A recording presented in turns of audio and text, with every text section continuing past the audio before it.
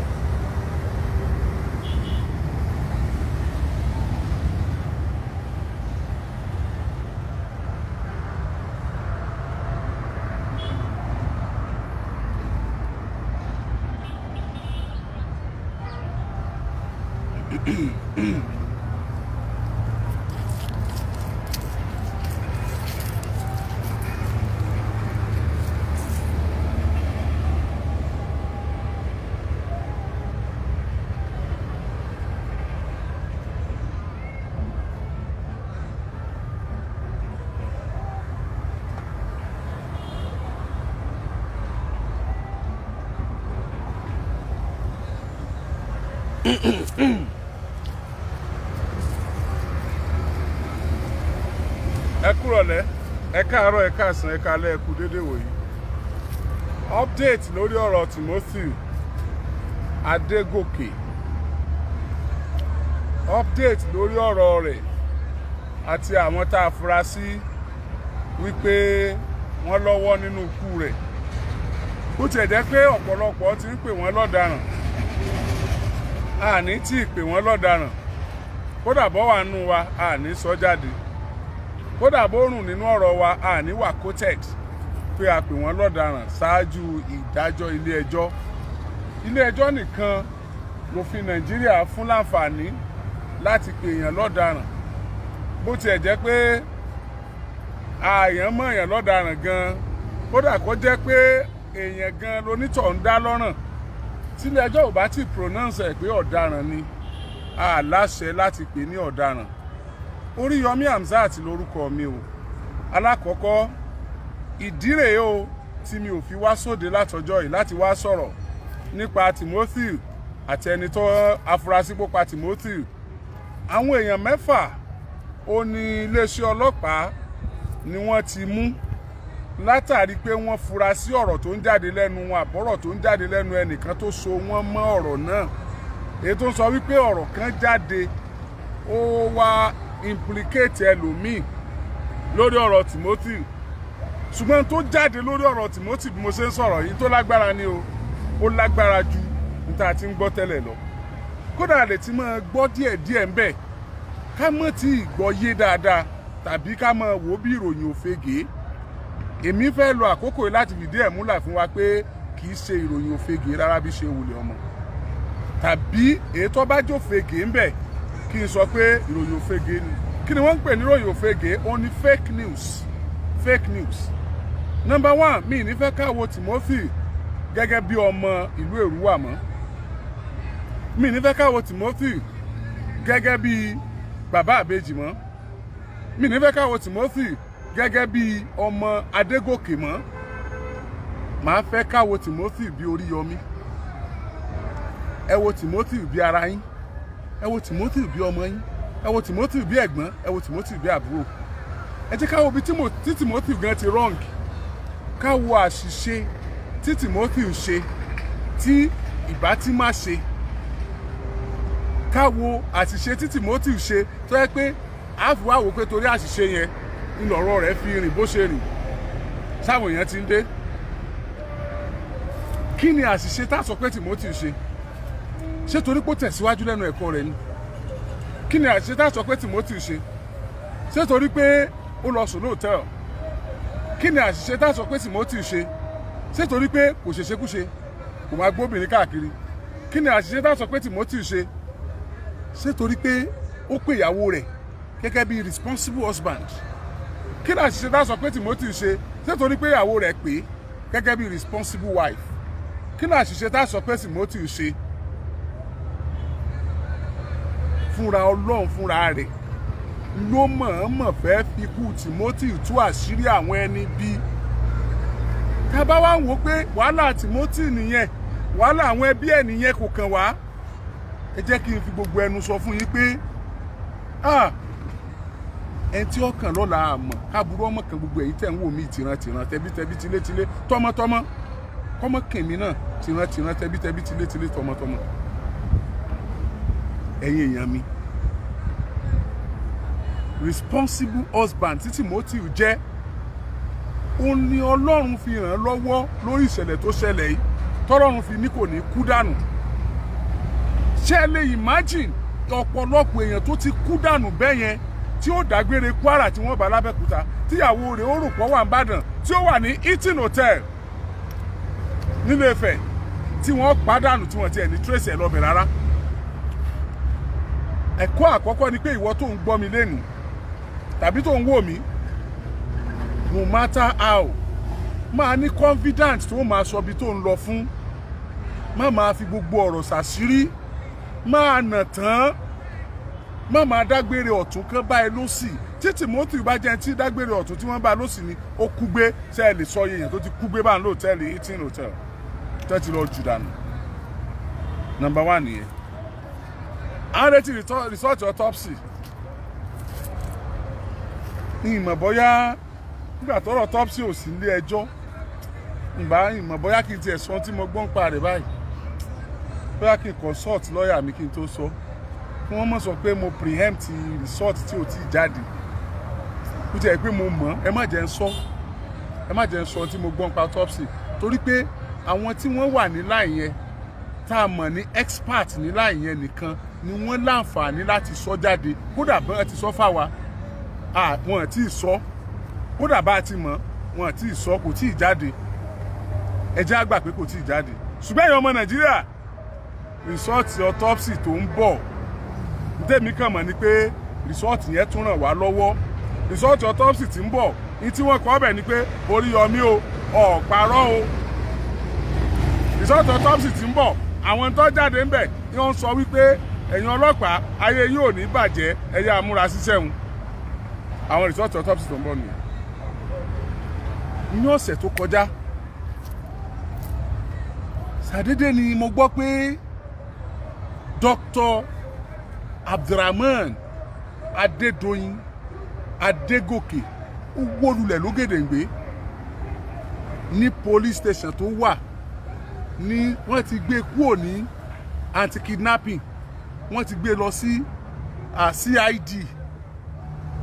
wọ́n ti gbé lọ bẹ̀, wọ́n ti gbé lọ sí CID unit. Ṣàdédé ló ń rélulẹ̀ lógèdèǹgbé, ó ń dímọ́ ni o, wọ́n jọ mọ́ ni o, ọmọ ni o, ó fẹ́ lọ sinmi ni o, ó rí bẹ́ẹ̀ ni o, ara rẹ̀ ọ̀yá ni o, ọ̀rọ̀ àlàáfíà ni o, ó ń act fíìmù ni o, kò act fíìmù ni o, tọ́ Ọlọ́run ló mọ̀. Ṣùgbọ́n ó rélulẹ̀ lógèdèǹgbé, wọ́n dẹ̀ rush ẹ̀ lọ sí hospital. Ìgbà tí wọ́n gbé dé hospital, wọ́n tọ́jú ẹ̀ fún bí odidi ọjọ́ kan sọ́jọ́ kejì, wọ́n gbé kúrò lọ hospital yẹn, wọ́n gbé padà wá sí police clinic tó wà ní Òṣogbo.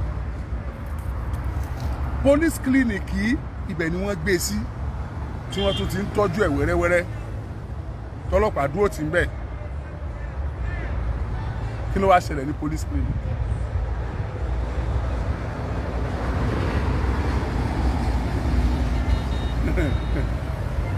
Oh my God. Oh my God. Ọ̀gá ọlọ́pàá pátápátá lórílẹ̀‐èdè Nàìjíríà, gbogbo ẹ̀yin tẹ́ ń wò mí, ó yá ẹ bá mi sọ gbogbo bíkíbi tẹ́ bá ti ń wò mí lágbàáyé pé ọ̀gá ọlọ́pàá pátápátá lórílẹ̀‐èdè Nàìjíríà àwọn ọmọ tó ti ṣe bọ̀ sáájú àkókò yìí àwọn ọmọ tó tún ṣe àwọn ọmọ tó ṣe síwájú Ọlọ́run tọ́lọ́run wá fẹ́ dáríjì ọ́ tí ò fẹ́ kó fọwọ́ rẹ gbọ́mọ sí tí ò fẹ́ kó ké èèpàmọ́ gbé tó fi wá gbérù gbèsè tó gbé ọ̀gá ọlọ́pàá pátápátá lórílẹ̀‐èdè Nàìjíríà ìwọ́nu Ọlọ́run afa Ọlọ́run lọ tó bá jẹ́ pé ìgbésẹ̀ tó gbé ìgbésẹ̀ tó dùn gbogbo ọmọ Nàìjíríà nú ni Ọlọ́run ó dùn ẹ̀nu ó ní rí bànújẹ́ ńgbà pọ̀ bó o bá ti ń rí gan Ọlọ́run wọ láì tó ṣe yìí yóò bá wa dùn ẹ̀nu ọ̀gá ọlọ́pàá pátápátá lórílẹ̀‐èdè Nàìjíríà ṣe é mọ section team unit kan báyìí tí Abba Kyari tó ń lead ńgbà kan kí ọ̀rọ̀ tó ṣẹlẹ̀ ní òní ò tó ṣẹlẹ̀ kan tó sún sẹ́yìn díẹ̀ instant response team àbí instant response unit àbí instant kìíní kan mo lè mọ̀ o ṣùgbọ́n bí màá ṣe pè nìyẹn for professionalism sake àwọn ọ̀rọ̀ kan màá máa dàrú bọ̀ mo mọ̀ pé onílàkà ilẹ̀ yìí tẹ̀ ń gbọ́ mi tẹ̀ ń wò mí wọ́n give a directive the IG he gave a strict directive that with immediate alacrity that unit, that team should move from Abuja kí wọ́n lọ gba kéèsì yẹn kúrò lọ́wọ́ ọlọ́pàá tó wà lóṣogbo kíákíá nígbà tí wọ́n dóṣogbo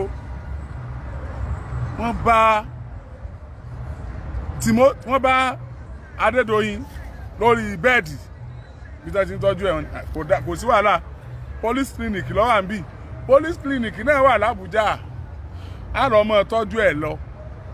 bàbá jẹ mọ́ dírípù níbi tí èèyàn máa diwọ́ mọ́ lẹ́gbẹ̀ẹ́ mọ́tò òun àyè kan wà níbẹ̀ tí wọ́n ṣe kí èèyàn máa faṣọ kọ́ sí tí èèyàn bá ń travel wọn á fi kọ́ síbẹ̀ á gbé d'Abuja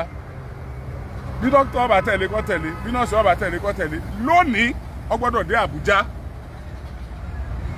torí pé iléeṣẹ́ ọlọ́pàá àwọn ọlọ́pàá mú máa ń sọ fún yín kì í ṣe gbogbo wọn ni ò dáa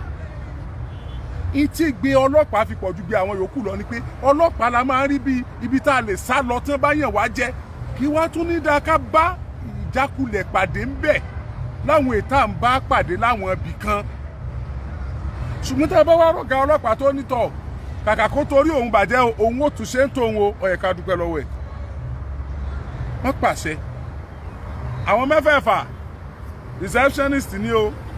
bóyá àwọn tó gbaṣẹ́ lọ rẹ̀ ni o bóyá tó wà ní duty ni o àti mọ́níjà àfáà tí wọ́n bá fóònù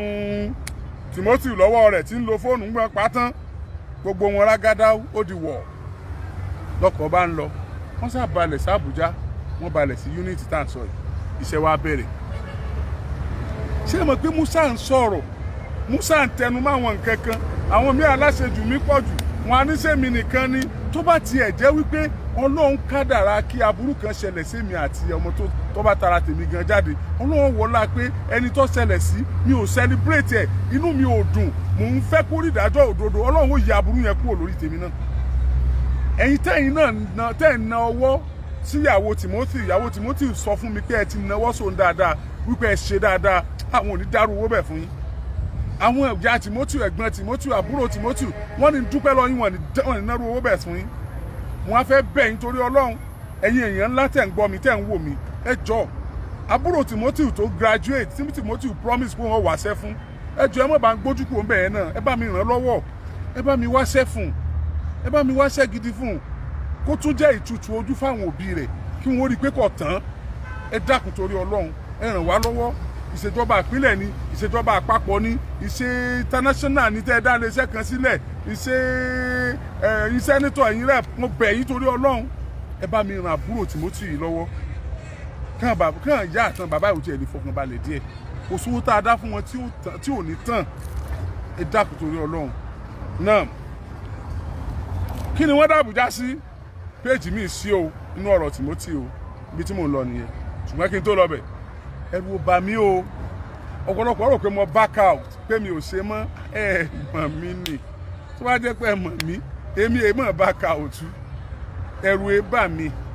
Ọlọ́run ni mo bẹ̀rù ṣùgbọ́n gbogbo ohun tí jẹ́ èèyàn mo máa ń fún wọn lọ́wọ́ bóyá ó jù mí lọ o àbí mo jù lọ o àbájọ jẹ́gbẹ́ o màá fún ẹ lọ́wọ́ ṣùgbọ́n mi ní bẹ̀rù ẹ màá bẹ̀rù Ọlọ́run tó ní mi tó ní wọ́n náà o lè sọ pé pa mí láàárọ̀ lákọ̀ mọ́dọ̀ lánàá o lè máa plan kó ràn mí lé mọ̀ kó lọ́n kó kú síbi tó ti ń plan yẹn o lè máa kí ọta tó fẹ́ yìn mọ́ mi kó yìn mọ́ ọmọ rẹ àbí òyìn mọ́ra rẹ kò sí tí ò lè ṣẹlẹ̀ Abacha ti sáìn General Sani Abacha ti sáìn àwọn kan wípé inú àwọn tí wọ́n lọ gbẹ̀mí wọn tí wọ́n ò ṣe dáadáa fún ìjọba rẹ̀ tí wọ́n ó di pẹ̀lú wọn ìkan nínú wọn náà lọ́padà di ààrẹ orílẹ̀-èdè ológun níjọ́ kejì tí Abacha kú báyìí náà wọ́n búra fún ẹ̀tẹ́ ni wọ́n pa a ti rí ìrírí oríṣiríṣi náà kẹ́nìkan mọ̀ pé ẹ̀ lálágbára mọ́ Ọlọ́run nìkan lálágbára kẹ́nìkan mọ̀ fọwọ́ gbáyà mọ́ Ọlọ́run nìkan ló lẹ́ran láyà tó lè fi gbà kì í ṣàwa èèyàn àti pé sọ́lọ́ ńláyà bíi ti a ni àyà tọ́lọ́run ò ṣe é fiwé kò láfiwé láyé àtọ̀run níjà ṣe sùúrù gbogbo alẹ́ yẹn òkè mi èmi ò bẹ̀rù ẹ̀yin tẹ́ mo rí yọmí dáadáa ẹ mọ̀ pé mi ò kí ń bẹ̀rù ẹ mọ̀ mí mi ò kí in fact ẹ̀rù tí mo máa ń bà ẹ̀rù ẹ̀yin èèyàn mi tẹ́ ẹ jẹ́ tèmi ni mo fi máa ń sọ ṣùgbọ́n kí n máa ṣe kankan lọ́kàn ọmọ alẹ̀ mọ́ mi pé kí n máa ṣe kíní máa ayé ọ̀pá rẹ mo fẹ́ ráyé tí ọ̀pá rẹ ọmọ alẹ̀ mọ́ mi pé kí n máa ṣe nǹkan tí mo mọ̀ pé òdodo ni mo dúró sí àwa sọ pé ayé ọ̀pá rẹ torí pé mo ń sòdodo jẹ́ n ráyé tí ọ̀pá rẹ nù náà tiẹ̀ ń rí.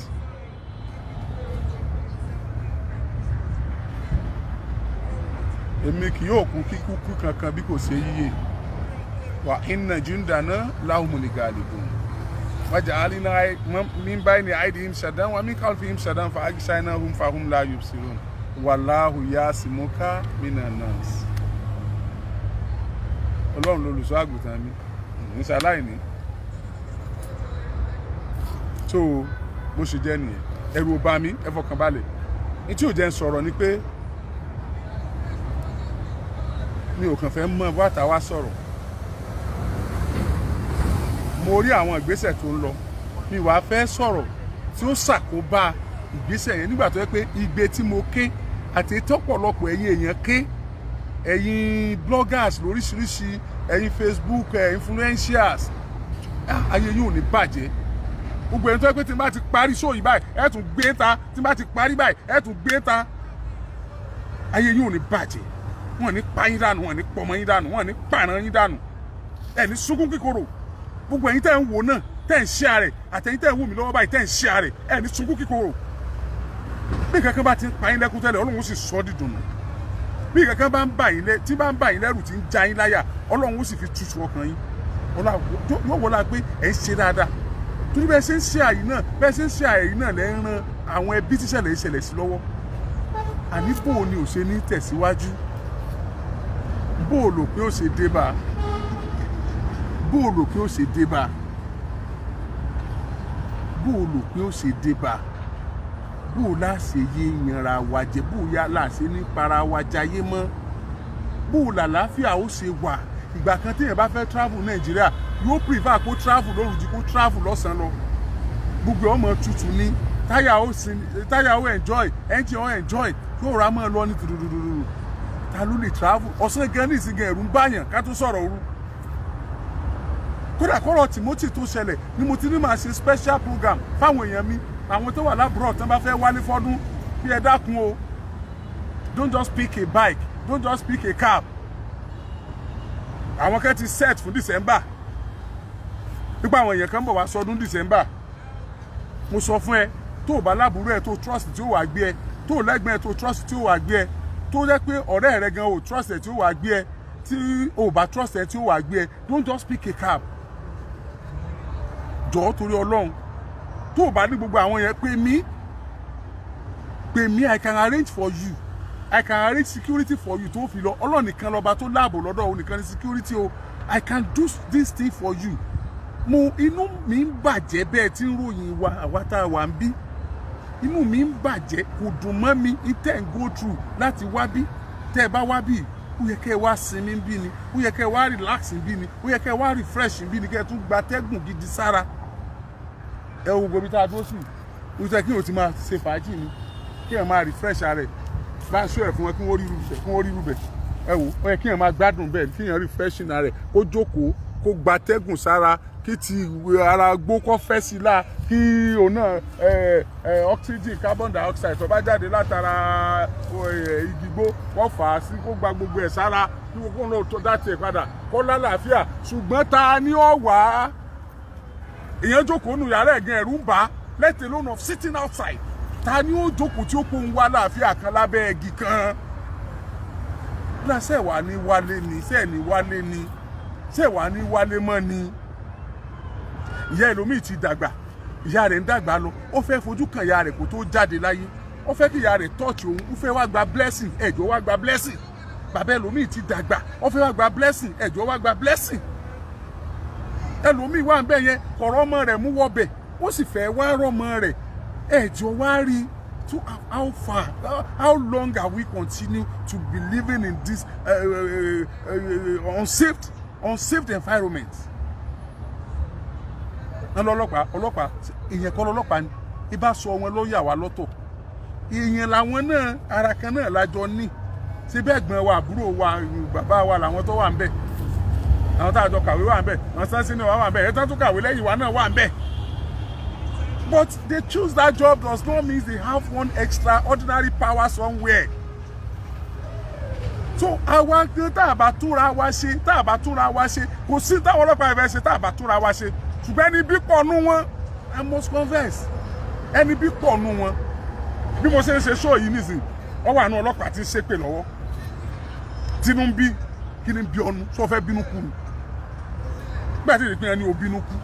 tó bá tiẹ̀ bínú kú tí ọmọ pé tó bá tún bínú sí mi báwo fẹ́ bínú kú ni kí ló pé mo ṣe fún wọn náà torí pé wọ́n pààyàn àní kí wọ́n ṣèwádìí kí wọ́n mọ̀ pàgbé inú wa ń bí ọ nígbà tó tí èsì pọ̀ fẹ́ wọ́n pọ̀ ọmọ tiẹ̀ náà lápàgbé ẹ̀ tó bá fẹ́ wọ́n pọ̀ ọmọ òun lápàgbé ni ó pè kẹ́ pọ̀ ọmọ èèyàn kan lápàgbé náà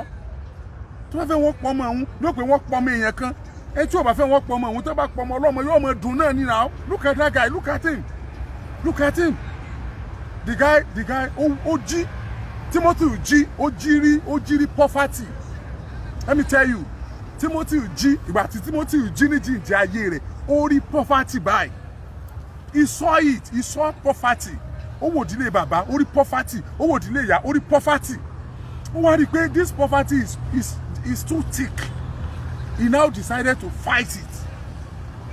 he decided to fight the poverty ó wọ ṣòkòtò ó wẹ̀wù ó wá múra pé òun ó jagun yìí from primary school secondary school tertiary institution chartered accountant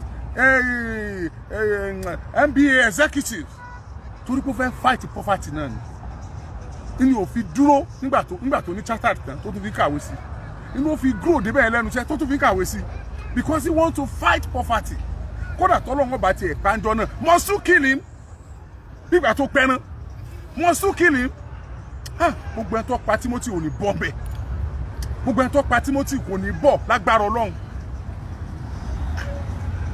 oh God bọ̀bọ̀ yẹn ò rest till now bọ̀bọ̀ yẹn ń ba èmi jẹ́ ń fight till now tó bá jẹ́ pé bí àwọn fíìmù táwọn wò tó jẹ́ pé tó kù bá gbá yẹn kú yóò kàn yẹn ni ìbá ti na Adédoyin pa ìbá ti na gbogbo receptionist yẹn ìbá ti na pa ọmọ Adédoyin tẹ́ nìkan máa wá kí ìbá ti lọ na pa ń bí ọ wà pé gbogbo ẹ̀yin tẹ́ ẹ̀ sọ̀ráǹdì tí ẹ fẹ́ mọ̀ bóyá ẹ̀yin lẹ pa mí àbẹ́yìn kọ́ bóyá wọ́n pa òun àbó nǹkan o gbogbo ẹ̀yin tẹ́ ẹ̀ sọ̀ráǹdì tẹ́ ẹ̀ suspect gan ẹ̀yin tẹ́ ẹ̀ kọ́ kú náà. ó rí poverty ó dẹ̀ fight ẹ̀ nítorí máa mọ̀ pé bàbá yẹn fight poverty ni o ilé bàbá rẹ̀ ti ń gbé ilé ìyá rẹ̀ ti ń gbé ó rí pé kò ṣeé mú yàn lọ Timothy wọ̀ kọ́lé fúnra rẹ̀ ó dẹ̀ kọ́lé fún bàbá àtìyá can you just imagine kò kọ́lé fúnra rẹ̀ kò kọ́lé tara rẹ̀ ó dẹ̀ kọ́lé ó dẹ̀ ní bàbá mi àtìyá mi ẹ bọ́ bẹ́ẹ̀ lérúwà kúrẹ́jì ò kọ́lé fúnra rẹ̀ l'Àbújá kúrẹ́jì ò kọ́lé fúnra rẹ̀ l'Àkúrẹ́ èèyàn kan wá ní ìyàwó Timothy o òun nílé tó lè máa gbé lẹ́kọ̀ọ́ tó bá jẹ́ pé kò ló fẹ́ gbé o ìyàwó Timothy bá kúnlẹ̀ ó wá ń sunkún kí ló ń parí lẹ́kùn Ìbàdàn ló ń tiẹ̀ fẹ́ Ìbàdàn ló ń fẹ́ ẹ mọ̀ inú rẹ̀ ó dùn mọ́ pé èèyàn kan fẹ́ fóun nílé tó wọ́n máa gbé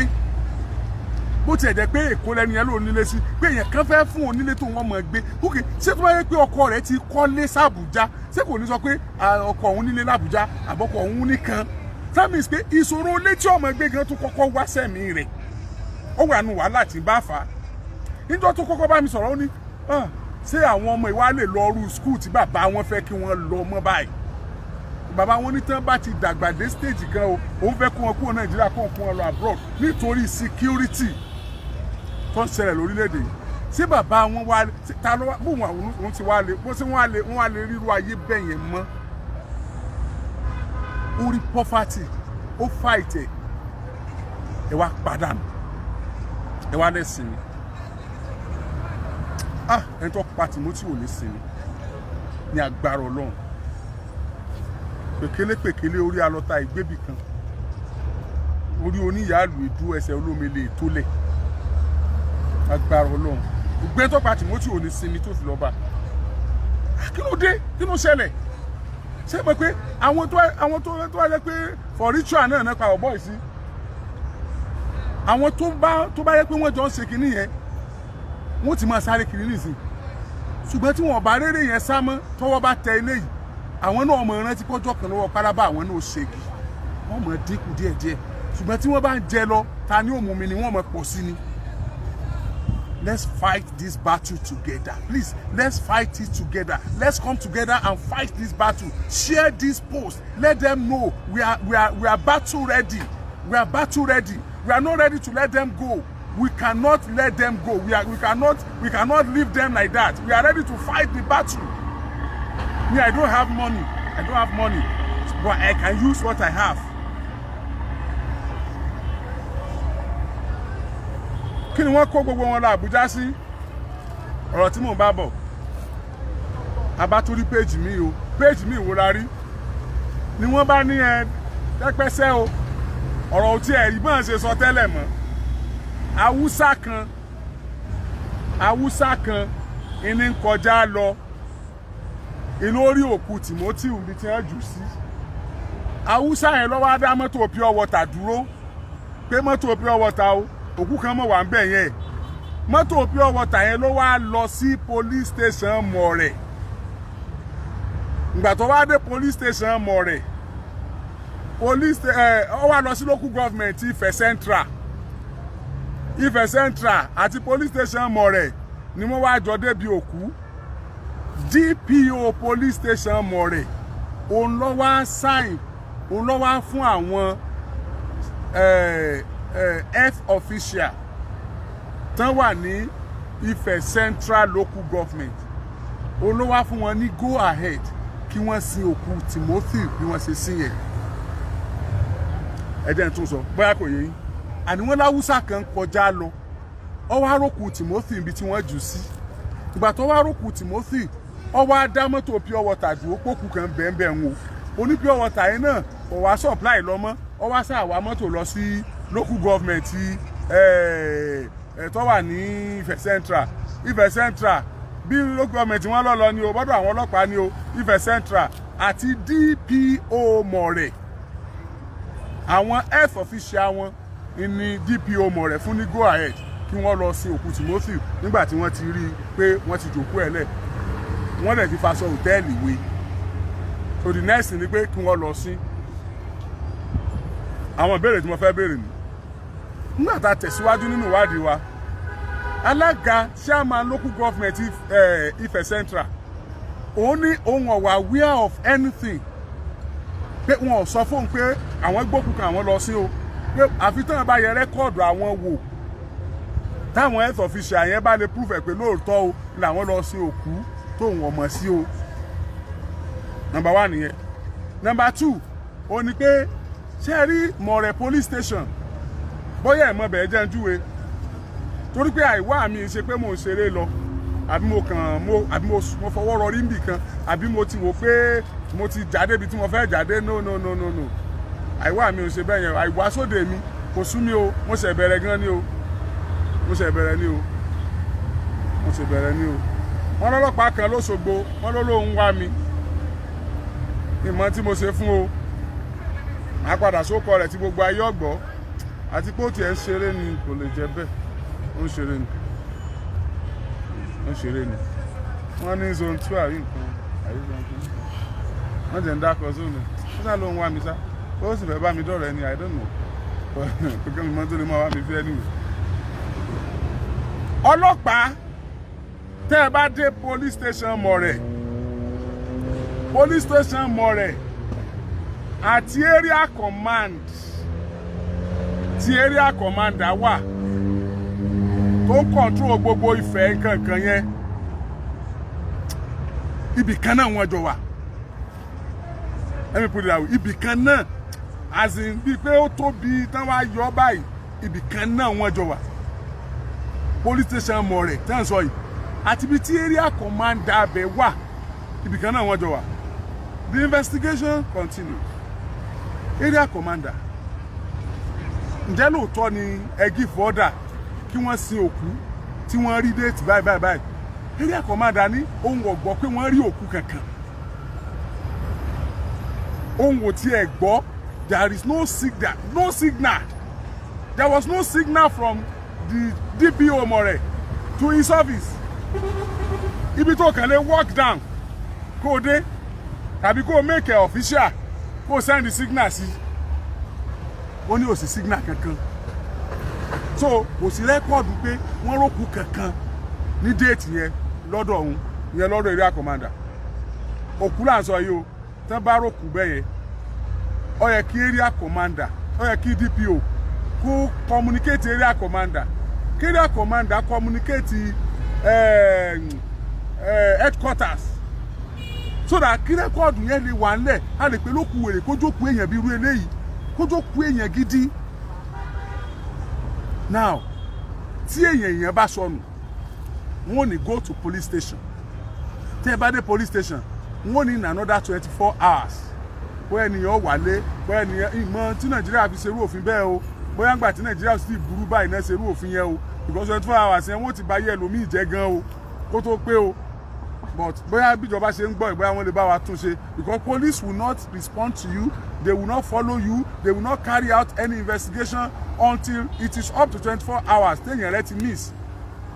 That's Nigeria, òfin Nigeria ni o kì í ṣe pọ́lọ́pàá ló mú lọ́wọ́ ara wọn o. Now àwọn náà sì mọ tí wọ́n rí tí wọ́n fi ṣe ń gbà náà gẹ́gẹ́ bí tí mò ń sọ lọ ọ̀dọ̀ ọlọ́pàá láàlọ́ kí tá a fi máa lọ ọ̀dọ̀ ọlọ́pàá ni pé irú àwọn òkú báyìí tí wọ́n bá rí ọlọ́pàá ó gbé wọ́n á gbé sí mọ́ṣúárì wọ́n á máa retí àwọn èèyàn rẹ̀ ọlọ́pàá ó gí fọ́dà fún àwọn ẹ̀kẹ́ gbé sí mọ́ṣúárì wọ́n á máa retí àwọn èèyàn ẹni yẹn ìgbà tí èèyàn ẹni yẹn bá wá nítorí pé nígbà tí wọ́n bá wá ń wá òkú pé àwọn àmọ́ pé àṣekọ̀jọ àwọn dẹ̀rọ òkú kan bí báyìí o kán wá lọ wò ó sọ́nkù tí wọ́n ń wá nìyí. So ìdí nìyí tí ẹ̀gbọ́n Gbadé àtàwọn èèyàn rẹ̀ tó kù nígbà tí wọ́n mọ̀ wá Gbadé ẹ̀gbọ́n Timothy àtàwọn èèyàn rẹ̀ tó kù nígbà wọ́n mọ̀ wá Timothy káàkiri police station náà wọ́n wá Timothy lọ wọ́n sì dé police station tó wà ní Moro police station tí ó jìnnà síbi tó hòtẹ́ẹ̀lì wà. Ṣé ẹ gbàgbé pé àwọn ọlọ́pàá yìí náà kọ́kọ́ ràn wá lọ́wọ́ níbi ìwádìí àwọn anti-kidnapping àwọn náà ràn wá lọ́wọ́ tá a fi rí àkáǹtì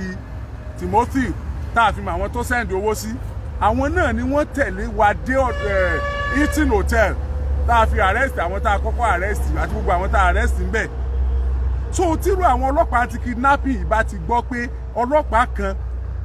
ó rí òkú kan tó bá ti fún wọn ní signal ṣé ẹ mọ̀ pé bẹ́ẹ̀ yẹn ni wọ́n kọ́kọ́ lọ tí wọ́n fi ń dààmú káàkiri. Mo ń sọ ní o pé ká lọ́lọ́pàá yẹn gbọ́ o àwọn ìbéèrè tẹ́ mọ̀ bí wọ́n nìyẹn o. Now wọ́n wá nígbà tí wọ́n rókù Timothy wọ́n mọ̀ ra sọ hòtẹ́ẹ̀lì lára rẹ̀ wọ́n ra sọ dúfè lára rẹ̀ wọ́n rí dúfè lára rẹ̀ o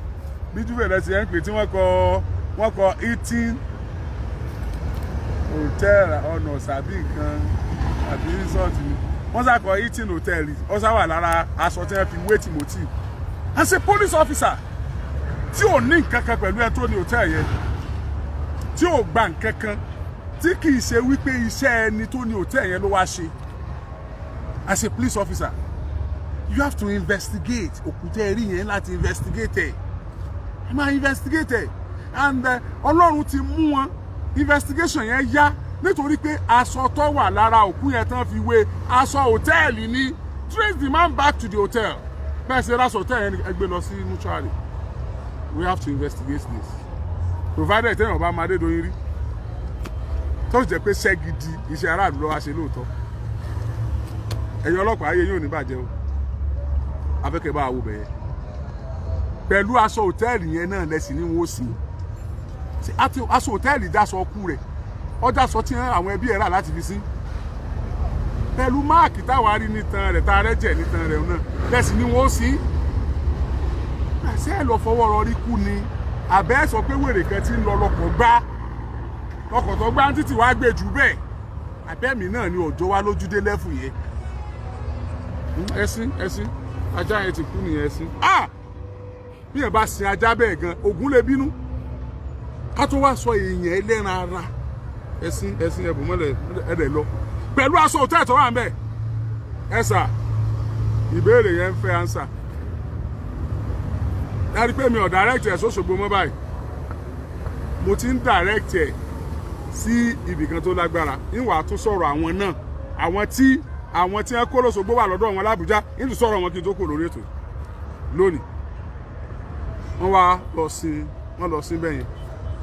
Ó dẹ̀ tán náà nìyẹn. Ẹ ti wá gbàgbé ni wípé nígbà tí ẹ̀gbọ́n Timothy tó dé ọ̀dọ̀ Commissioner of Police l'Ọ̀ṣun State, Commissioner of Police fúnra rẹ̀ òun ló kọjú sí àwọn receptionist yẹn àti manager àfáà yẹn wípé níbo lẹ dá gbogbo ẹrù Timothy sí, níbo ni luggage ẹ̀ wà. Nígbà tẹ́ pa bẹ́ẹ̀ yẹn àfáà yẹn wá sọ̀rọ̀, ó ní ibi táwọn sin sí náà làwọn dá gbogbo kinní yẹn sí, ibi táwọn sin sí náà làwọn dá gbogbo ẹrù ẹ̀ sí. Look at that. Ibi tẹ́ ẹ sin sí náà lẹ dá gbogbo ẹrù ẹ̀ sí. Ìní wọ́n sì tó ti sọ pé Ifẹ̀ Central local government Ifẹ̀ Central ló sún yìí o. Níta ẹ̀ sì sọ táwa gbọ́ ń gbà tọrọ ìbẹ̀rẹ̀ ni pé ibi tẹ́yìn sin sí àáfàá tó wà lọ́hòtẹ́ẹ̀lì pé ibi tẹ́ ẹ sin sí iná lẹ dá gbogbo ẹrù ẹ̀ sí. Now another story tí wọ́n sọ ní ìsìn pé àwọn health official Ifẹ̀ Central ló sí. Ẹ dá gbogbo ẹrù ẹ̀ bẹ́ẹ̀ fóònù sì wà lọ́wọ́ yín. Ẹ dá gbogbo ẹrù ẹ̀ bẹ́ẹ̀ wọ́n wú jáde báyìí àrí briefcase àrí laptop ẹ̀ dì sí àrí gbogbo àwọn ẹrù ẹ̀ nígbà ẹ̀ tàtí ẹ̀rẹ́ mi ẹ̀ mọ̀ èyí tẹ́ lé mẹ́mi ẹ̀ kí lẹ̀ lé mú kí lẹ̀ lè ṣe. Ṣé ẹ ti rí contradiction? Àwọn tí wọ́n kọ́kọ́ mú wọ́n níbi táwọn sí sí àwọn àfáà tán wà lóòótọ́ yẹn àfáà sorry kò yẹ kí n pè láàfáà mọ́ máa tán pè láàfáà tó wà lóòótọ́ yẹn àti àwọn receptionist yẹn wọ́n níbi táwọn sí sí làwọn dá gbogbo ẹrù ẹ̀ sí. Níjọ́ tó kọjọ́ tí Commissioner of Police Ọ̀ṣun State ló bi léèrè ọ́fíìsì wọn ló ti sọ bẹ́ẹ̀. Now wọ́n tún wá sọ pé Ifẹ̀ Central local government health official ló sí. Àti ìwà gbọ́rọ̀ lẹ́nu àwọn health official Ifẹ̀ Central local government yẹn ti now. Àdẹ̀ tí ìmọ̀dí tí DPO Mọ̀rẹ̀ tí ò fi ìfọ́ọ̀mù ọlọ́pàá kankan tí wọ́n fi dókòó ẹni ẹlẹ́ni sí pẹ̀lú aṣọ hòtẹ́ẹ̀lì aṣọ ìbora hòtẹ́ẹ̀lì tí wọ́n bá lára rẹ̀. Ṣé rí pé àwọn ọ̀rọ̀ yìí fẹ́ béèrè tó yẹ kí wọ́n dá wa lóhùn. Àwọn ọ̀rọ̀ yìí ò ṣeé dákẹ́ sí, kò ṣeé dákẹ́ sí àfi ká béèrè. Ṣé rí pé kò yẹ ká kàn wò lásán àfi ká share rẹ̀. Ṣé rí pé kò yẹ ká gbójú àfi ká follow up títí tí result ó fi yọ. Kí ló wá ń ṣẹlẹ̀ l'Ábùjá? Lẹ́ẹ̀kan sí ọkùnrin tó ẹ̀dì tíìmù yẹn instant response team àbí nǹkan ní police headquarters àlàyé yìí ò ní bàjẹ́. Ìta rí l'Ábùjá báyìí ó sì fi wá lọ́kàn balẹ̀ o. Ẹ̀yin tẹ́ ń wò wá ìta wà rí l'Ábùjá báyìí ó sì ń dùn wá nú. Ẹ ṣé gan-an, kudos to you, well done job. Ẹ kú àkínṣe. Investigation yẹn la fẹ́. Bẹ́ẹ̀ ṣe ń ṣe yẹn dùn mọ́ wa. Ẹ ní jábọ̀ ẹ ní ṣubú. Àṣìtá àbùn ní báyìí. Gbogbo ẹ̀yin ọlọ́pàá tẹ́ ẹ dúró nídìí kọ́rọ̀ yọ yanjú. Látòrí ẹ̀yin tíìmù tẹ́ ṣẹ̀ṣẹ̀ gbaṣẹ́ yìí l'Ábùjá. Kárí gbogbo ẹ̀yin tẹ́ mọ̀ ṣe ẹ ní dìdàkudà wọn ò ní pọmọ tí yín náà dànù wọn ò ní pẹ̀yìn náà ń pakúpa wọn ò ní payín pa ẹ̀sìn kóńdóró ò ní lù fún yín tó ní agbára Ọlọ́run. Oh God, ẹ ní fara kásá bẹ́ẹ̀ ṣe ń gbìyànjú lórí káàdì ìdájọ́ òdodo lórí Timothy ayé yóò ní bàjẹ́. Ẹ ṣe report tí mo gbọ́ lánàá dùn mọ́ mi nú láti Àbújá report tí mo gbọ́ lónìí náà dùn mọ́ mi nú láti Àbújá bẹ́ẹ̀ ṣe ń ṣe yẹn ẹ máa ṣe bẹ́ẹ̀ lọ ẹ rí i pé Ọlọ́run ó kẹ́yìn dà àwọn tó gbowó lọ ẹ rí i pé Ọlọ́run ó kẹ́yìn dà àwọn tó fẹ́ da kéèsì rú lọ ẹ rí i pé Ọlọ́run ó kẹ́yìn ju àwọn tá à ń sọ fún kí wọ́n lọ kí wọ́n bá a sọ̀rọ̀ lórí CCTV kí wọ́n lọ ṣiṣẹ́ lórí CCTV tí wọn ò rí ṣẹ́ẹ̀dì sí lórí CCTV ẹ dákun sà àwọn eré àti mo wá fẹ́ kẹ́ bá a wò díẹ̀ mo ti sọ yẹn mo sì mọ̀ pé ẹ mọ̀ jù mí lọ́ngbọ̀n ẹ pé ṣe ẹ ti yín ni expert tó ní yín ẹ̀yin tẹ́ ẹ mọ ìwádìí ṣe torí yín pé tẹ́ ẹ mú yẹn lẹ́nu iṣẹ́ yín ni wọ́n kó sí unit yẹn ITU àbí nǹkan IRU bóyá instant response unit ni bóyá IRTC ni ẹ mọ̀ra yín l'Àbújá ẹ mọ̀ra yín ẹ mọ̀ra yín ẹ mọ̀ ṣe bẹ́ẹ̀ lọ Ọlọ́run ní padà lẹ́yìn yín ẹ mọ̀ ṣe dáadáa bẹ́ẹ̀ ṣe ń ṣe yẹn lọ ó dùn mọ́ wa wọ́n ti kó gbogbo wọn kẹ́nìkan lọ sunlé lálẹ́ wọn gbé wá láàárọ̀ ọjọ́ kejì kó wá máa dán kò sí tọ́jọ́ kẹ́nìkan lọ máa ṣe Facebook kọ́ lọ máa ṣe Facebook kọ́ máa sọ̀rọ̀ ìtẹ́ntọ́ ẹ̀kọ́ wà láti mọ̀lé tí wọ́n fẹ́ sọ apààyàn pa ètò fẹ́ sọ apààyàn kan kò sí bí níbi ẹ̀ wà ní ìsìn ká sọ pé ká tó mú ló ti ṣe Facebook o oh God ẹ sà ẹ tó sọ bá nǹkan yẹ kẹ́ ẹ mú wọn báyìí wọ́n fẹ́ bá ṣe ẹyí jẹ́ ni o kó lẹ́sìn mọ́ place alọ́ tó báyìí playing on our intelligence as if kò sí kankan bí fáwọn náà ká tó mú ló ti ṣe Facebook o kìí ṣe police station ló ti ṣe o àwa náà mọ̀ pé kìí ṣe police station ló ti ṣe ibi tí máa lọ sùn lálẹ́ ló ti ṣe àwa náà mọ̀ àwa lè ṣe ibi police station àmọ́ gbọ́ gbé ibi tí máa lọ sùn lálẹ́ ló ti ṣe ṣé bígbà tí ń ka script yẹn náà ṣe bá gbọ́ pé ìwé ń dún èyí tẹ́ ẹ̀ bá tí ì gbọ́ ẹni lọ tún gbọ́ ìwé ń dún bí ṣe ń ka script ìwé ń dún ayé tí yóò ní bàjẹ́ jáde ẹ̀yin tẹ́ ẹ tẹ́wọ́ gbaṣẹ́ yìí ẹ bá bí wọ́n léèrè pé CCTV dà CCTV ń bẹ́ lé Ramoni CCTV ń bẹ́ ní sùkúù rẹ̀ kírẹ́dì ò CCTV lóòtẹ́ẹ̀lì investigation wa ti reveal ẹ̀ fún wa pé CCTV wà lóòtẹ́ẹ̀lì yẹn before that day they destroyed that CCTV that day the CCTV was destroyed they have destroyed so many evidences but I trust you ẹ̀yin unity yìí ní IG tẹ́ pé ẹ̀yin mo yóò gbénú kára wọn tẹ́ pé bẹ́yàn wọnú olè ẹ̀ mú jáde ẹ wo mo gbé fún yín o ìtí mo gbọ́ tó ń ṣẹlẹ̀ l'Àbújá báyìí Ọlọ́run ẹ wo mo fi yọ yín wọ́n ṣiṣẹ́ lọ ayé yóò ní bàjẹ́ ẹni wọ́n ti fẹ́ ṣe gbúrúgbúrú wọ́n sì gbé lọ kóòtù wọ́n ti fẹ́ gbé lọ kóòtù Ọlọ́run ló ní wọn káwọn ará Àbújá ó tètè dé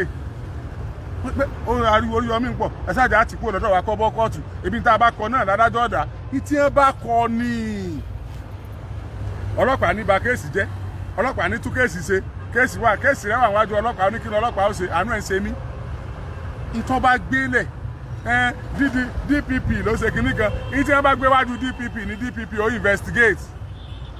ìtí ẹ bá gbé wájú adájọ́ ládájọ́ ọ̀dà ẹ rí i pé tí ẹ bá gbé ọ̀rọ̀ míì tí wọ́n bá ń sọ̀rọ̀ míì lọ́n court tí ẹ bá mú ọ̀rọ̀ míì wá adájọ́ òní ìyẹn ò sí nínú kéèsì tó wà níwájú òun kéèsì tó wà níwájú ẹ̀ ló gbọ́dọ̀ dá wọ́n wàá fi conspiracy gbá wọn kan wọ́n wà lẹ́nìkan ọmọ sí ọmọ tẹ́ ẹ kọ̀ tẹ́ ẹ declare wanted káwọn olóríire ó tó declare rẹ̀ wanted báyìí àwọn èèyàn rẹ̀ kí wọ́n tó declare rẹ̀ wanted báyìí declare wanted ẹ wà ní àmọ́ wá kí ẹ tàbẹ́rẹ́ nú omi ẹ tàbẹ́rẹ́ nú òkun ẹ ní àmọ́ wá kí àwọn èèyàn ọkàn wọn díẹ̀ ayé tí èpẹ́ gbàgbé ọ̀rọ̀ wọ́n wá gbàgbé ọmọ ọlọ́mọ wọ́n wà láwọn mú fọ pẹ̀lú láǹfà wọn àwa tá a bá tún wá ń sọ̀rọ̀ ńgbà náà wọ́n láṣejù wá pọ̀ jù ọ̀rọ̀ yẹn náà ti tó ká gbàgbé ẹ̀ bí ìgbà téèyàn gbàgbé ẹran tó kú dànù